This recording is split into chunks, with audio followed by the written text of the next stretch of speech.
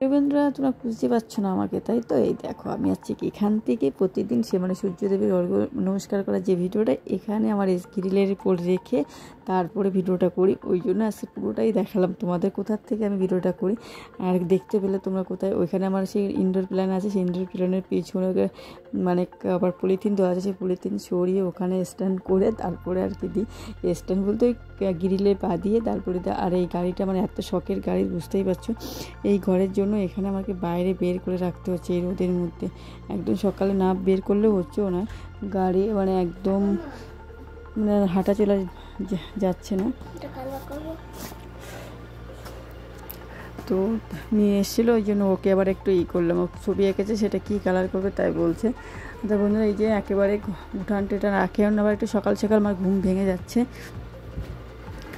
আর মেয়ে দরজা খুলে রেখে গেছে বলে বাইরের কারখানার আওয়াজ পাচ্ছ হয়তো।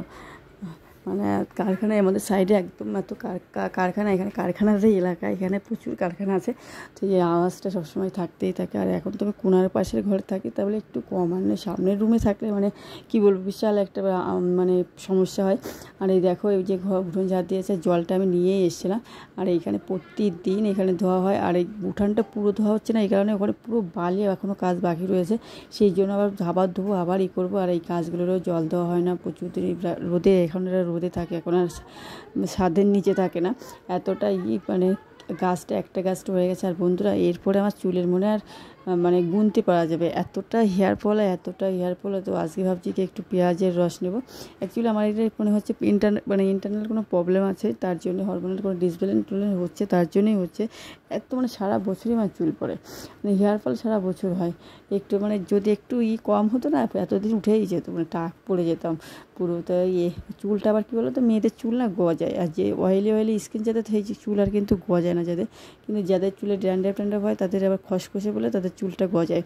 আর যাদের অয়েলি স্কিন তাদের দেখবে ছেলেদের টাক পড়ার পরে কেমন তেল তেল ভাব চলে আসে, ওই জন্য আর চুল গজায় না, নতুন চুল। আর মেয়েদের চুলটা গজায় বলে আর তোরা না সেই নেড়া কেউ হয় না, কোনো মেয়ে না কম থাকলেও থাকে, একেবারে থাকে না, এরকম ব্যাপার নেই। আর আমার এই যত্ন না নিলে একেবারে পড়ে যাবে। তো বন্ধু, একটা সময় নিতাম, একটু মধু দিয়ে নিলে খুব ভালো হতো। এই যে তুলো দিয়ে চুল ফাঁক করে নিলাম, একদম গুঁড়াই দিয়ে দিলাম। এটা একটা টোকা তোমরা মানে বলতে পারো যে হেয়ার ফল কম করার জন্য। কিন্তু আমি যে একবার করে রস করে রেখে দিয়েছি ফ্রিজে, আমি রেগুলার ইউজ করবো এখন। যতদিন এটা করে রেখেছি ততদিন ইউজ করবো, সকালবেলা স্নান করার আগে, তাহলে যাতে চুলটাকে বাঁচাতে পারে। চুল না বাঁচাতে পারলে আমার মানে আমার পর এমনিই বলে খুব বিশ্রী চুল আমার। তো তারপরে একবারে এমনি যে পুজোর ড্রেস কিনতে হবে না, চুল ঠিক করো এই বলে। আর সেখানে চুলটা বাঁচাতে গেলে আমার একটু যত্ন না নিতে হবে। আর মানে স্ট্রেট করার যে আমার কী শখ ছিল বন্ধুরা, কী বলবো, এই শখ একদম গেছে। মানে এত পরিমাণ হেয়ার ফল, ওই চুল স্ট্রেট করলে। আর আমার ওই পার্লারে যে বসে থাকার মতো মানসিকতাও নেই, আর অত্যাধিক মানে ব্যয় সাপেক্ষ, ওই ব্যয় সাপেক্ষ করার মতন ক্ষমতা আমার নেই। তো ওই ব্যয় সাপেক্ষ আমার ক্ষমতা নেই বলে আমি যাই না। আর সত্যি কথা বলতে খুব গায়ে লাগে, এটা হচ্ছে বড় কথা। খরচার ব্যাপার থেকে গায়ে লাগে, অত টাকা নষ্ট করব, তার জন্যেই করা হয় না। কিন্তু নিজেকে ভালো রাখতে গেলে করতে হয় এইসবগুলো। এখনের সময় যুগ হিসেবে সবাই করে, কিন্তু আমার ইচ্ছা হয় না। আমার বড়েরও খুব ইচ্ছা, কিন্তু আমার এইভাবে এত টাকা খরচা করবো, এইসব করবো। আর